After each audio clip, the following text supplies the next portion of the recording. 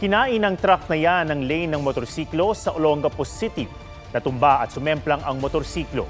Ang rider nagulungan ng truck at namatay. Patuloy pang tinutukoy ang tumakas sa driver at may-ari ng truck.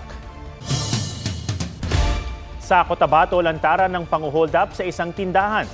Pagkalapit sa cashier, tinutukan siya agad ng baril ng lalaking hold-upper. Halos 180,000 pesos ng pera at 10 units ng cellphone ang natangay. Tinutugi siya at ang kanyang kasabwat.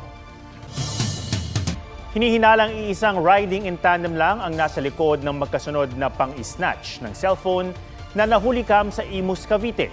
Huling na-track ang parehong cellphone sa isang mall sa San Juan City. May report si Von Aquino. Sa kuha ng CCTV, makikita ang estudyanteng itago natin sa pangalan Joseph. Sa Nia Road, Barangay Karsadang, Bago 2, Imus, Cavite, 7:41 ng gabi nitong Martes. May motorsiklong dalawa ang sakay na nag-U-turn at hinablot ang kanyang cellphone. Kaba po talaga kaya hindi ko na po namukaan yung plate number po nila. Parang nasa unang isip ko po is habulin po sila. Yung tumulong po sa tricycle driver po. Hindi po namin nahabol. Sa tulong ng barangay, nakita raw nilang iba't ibang kuha ng CCTV sa dinaanan ng mga suspect. Gamit ang isa pang cellphone, na-track daw niya kinabukasan ng location nang nasnatch niyang cellphone sa isang mall sa San Juan City. Nang hingi raw siya ng tulong sa Green Hills Police Community Precinct. Ang sabi po nila, hindi daw po sila makakasama sa amin. Kailangan daw namin isa-isahin yung store para ma-identify po yung cellphone ko po. Nagtanong po kami dun sa security guard ng mall po. Ang sinabi naman po nila, ganun din po, hindi daw po nila kami matutulungan. Ayon sa Green Hills Substation 1 Commander, hindi pa nila tukoy ang tindahan kung saan na-trace ang cellphone ni Joseph. Hindi raw talaga sila sumasama sa loob ng mall para hanapin ang nawawalang cellphone at sa halip itin-turn over nila sa guard ng mall. Kasi siyempre po, pag nakita lang hinahanap na yung cellphone nila, natural itatago na yon. Kaya yung pulis po na naka-uniform nila po pwede sa loob. Sa tala ng PCP1 mula January hanggang February 7, 2025, 29 na kaso na ng nawawala o ninakaw na cellphone sa ibang lugar at na-track sa loob ng mall ang inireport sa kanila. Sinubukan naming kunan ng pahayag ang pamunuan ng mall pero tumanggi sila. Sa huling tracking ni Joseph sa cellphone bago raw ma-log out ang kanyang account, nailabas na raw ito ng mall. Ang regalong cellphone ng magulang nagkakahalaga raw ng 81,000 pesos. Wala pang 30 minuto matapos mahablot ang cellphone ni Joseph. Nakuna naman sa CCTV sa Aguinaldo Highway, Imus, Cavite, ang magkaangkas na rider na nanghablot din. May kausap po kasi may emergency po na hospital po yung mama ko po, pupuntahan ko po sana. Kaso po, nung sakto nung pagpatay ko po ng call, bigla na pong hinablot. Agad humingi ng tulong si Lily sa barangay at nag-report sa pulis. Natrack din daw niya ang cellphone sa isang mall sa Green Hills.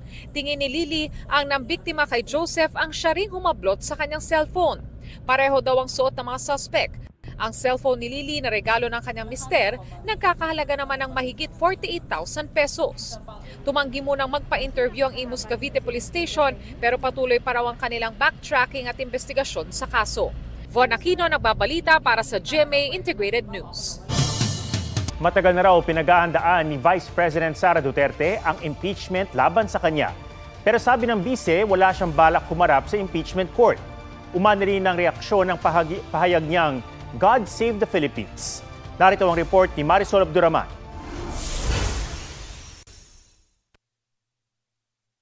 Mas masakit pa ang maiwanan ng boyfriend o girlfriend kesa ma-impeach ka ng House of Representatives. Ganito ang hirit ni Vice President Sara Duterte matapos i-impeach ng Kamara nitong Miyerkules.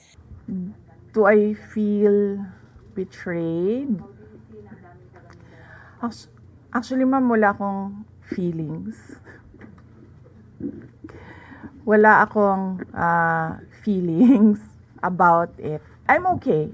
Hindi pa raw niya nababasa ang impeachment complaint, pero matagal na raw pinaghahanda ng kanyang legal team ang depensa. We've already started preparing the moment Franz Castro announced the impeachment plans, which was November of 2023. Hindi muna tinukoy ng BC ang magiging miyembro ng kanyang defense team, pero ang kanyang amang si dating Pangulong Rodrigo Duterte. na nauna na nagsabing mag-aabogado para sa kanya, posibleng hindi raw kayanin na maging lead counsel dahil sa kanyang edad. Hindi pa raw sila nakakapag-usap ng kanyang ama, pero nagpahatid na raw siya ng mensahe rito. I think I said everything will be all right. His reply was a song, MacArthur's Park. Nagpadala siya ng video na kumakanta siya. Yung vice presidente na yan, pag nakita mo, kausap mo lang, sabihin mo na, Day, memorizing yung MacArthur's Park. 215 na kongresista ang lumagda sa impeachment complaint na na-transmit sa Senado. 25 kongresista pa ang humabol na pumirma sa 4th impeachment complaint ayon kay House Secretary General Reginald Velasco. Sakaling tanggapin ng Senado ang mga dagdag na pirma, aabot ng 240 ang endorser ng 4th impeachment complaint. Naunang sinabi ni Senate President Jesus Escudero na sa Hunyo pa masisimulan ang impeachment trial dahil nakabreak na ang sesyon. Pero ngayon pa lang, sinabi na ni Duterte na pinag-iisipan niya wag nang dumalo sa paglilitis. Kung pwede namang hindi, and I understand pwede naman, hindi na. Oo. Kasi baka ma-intimidate lang sila lahat sa presence ko doon. You think you have the numbers in the Senate to be acquitted? Hindi ko masabi yan ngayon. Tumanggi naman si Duterte na sagutin ang pahayag ni Pangulong Bongbong Marcos na wala itong kinalaman sa impeachment. Pero giit niya, hindi niya pinagbantaan ang buhay ng Pangulo, First Lady at House Speaker na naging basihan ng isa sa articles of impeachment. I did not make an assassination threat to the President. Sila lang nagsasabi niyan. Sila lang nagsasabi may assassination. Sila nagsasabi may assassin, may gunman. Next po, GDTV. Not say that. At sa gitna ng gulo sa politika kasunod ng kanyang impeachment, sabi ng bise. God save the Philippines. Ang pahayag na yan, sinagot ng ilang kongresistang naghain ng mga naunang impeachment complaints. Mangilabot naman si VP Sara sa pagsasabi ng God Save the Philippines dahil sa madaming pagkakataon, she failed to save the Philippines kung kailangan as leader of the country. Pahayag naman ni Representative Franz Castro, seryosong issue ang impeachment dahil layo nitong papanagutin ang mga nagwawaldas ng pera ng taong bayan. Sagot naman ni Presidential Son at House Senior Deputy Majority Leader Sandro Marcos sa paggiit ng busy na wala siyang binitawang assassination attempt. I think we know the truth to that, so let's just leave it at that. Hindi na rin daw katakatakang siya ang una sa listahan ng mga mamabatas na sumuporta sa ika-4 na impeachment complaints. Kung sasabihin ng tao na gusto nilang huhukayin yung lolo mo at itapon yung katawan sa West Philippine Sea, sasabihin niya gusto niyang patayin ang Pangulo at ang First Lady na ang aking magulang at gusto niyang patayin ang Speaker, ba't naman nagugulat ang tao na pipirma ako dyan? These are statements that can't be taken lightly, especially from someone with such a high position. Pumirma man siya sa 4th impeachment complaint, itinanggi niyang siya ang nagsulong nito. Wala rin daw naging kapalit ang pagpirma ng mga mababatas sa impeachment complaint. Marisol Abduraman, nagbabalita para sa GMA Integrated News. Muddy stream flow naitala sa ilang ilog sa mga bayan malapit sa Mount Canlaon sa Negros Occidental. Sinundan pa yan ng minor explosive eruption ng bulkan na tumagal ng mahigit 2 minuto ayon sa PHIVOLCS. Monster Ship 5901 ng China bumalik daw sa katubigang sakop ng Baho de Masinloc. Ayon sa Philippine Coast Guard, nag-swap daw ang Monster Ship at isa pang barko ng China. Well, we don't have the means na paalisin. Pero ang policy naman natin is that we will just continue to defend our territorial rights in the EEZ. Pahayag ni Pangulong Bongbong Marcos, itinuturing ng PCG na utos na protektahan ang EEZ at modernization. I don't think that the President is saying na hindi natin kayang gawin. No? Ian Cruz, nagbabalita para sa GMA Integrated News. May panibagong plane crash na naman abroad. Isang maliit na eroplano ang bumagsak sa kalsada sa Sao Paulo, Brazil. Patay ang piloto at co-pilot ng eroplanong nasunog pa. Nasunog din ang tinamaan nitong bus. Nakalabas naman ang mga pasahero nito pero isa sa kanila ang isinugod sa ospital. 4 na iba pa ang sugatan kabilang ang isang biker. Wala pang ulat kung ano ang sanhi ng pagbagsak ng eroplano. Pumanaw kamakailan ang miyembro ng Universal Motion Dancers na si Norman Santos dahil sa kidney failure. Ano nga ba ang nagdudulot ng kidney failure at paano ito may iwasan? Ang Fit Track sa report ni Von Aquino.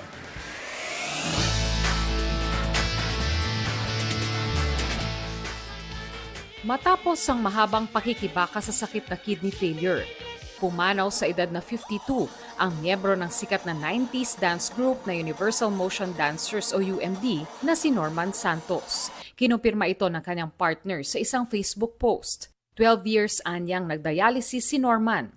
Bumuhos ang pakikiramay ng fans ng UMD. Ang kanyang dating kagrupo na si Wawi de Guzman nagluluksa. Kasi ang kidney Ayon sa isang nephrologist, maituturing na kidney failure kapag hindi na gumagana ang kidney o mababa na ang function nito. Kasi ang kidney natin ay maugat. A good percentage ng blood flow coming from the heart goes to the kidney. Kaya pag nasisira yung mga ugat nito, humihina siya at bumababa ang lakas niya para makapagsala ng more effective yung mga lason sa katawan. Maaari niyang magdulot ng kidney failure ang pagkakaroon ng chronic kidney disease o CKD. Pag dumating na to sa punto na mga less than 10% na lang ang lakas, ay kailangan na ng suporta sa kidney tulad ng dialysis. Or kung merong donor or potential donor, kidney transplantation. Maging acute kidney injury. Pwede kang magka-kidney failure, for example, extreme blood loss, dehydration. Para maiwasan ang kidney failure, payo ng doktor. Pag-maintain ng tamang timbang, tamang pagkain, and of course, kung sakali may high blood o diabetes ka na, kailangan tumakontrol with the proper medications and guidance ng ating mga doktor. Tamang inom ng tubig, 8 to 10 glasses of water per day can help. No? It's just that you have to stay hydrated. Mag-ehersisyo at kumain ng mga pagkain na mababa ang salt content. Makipag-ugnayan din anya sa doktor tungkol sa iniinom na gamot at huwag mag-self-prescribe. Von Aquino nagbabalita para sa GMA Integrated News. Huwag magpahuli sa mga balitang dapat niyong malaman. Mag-subscribe na sa GMA Integrated News sa YouTube.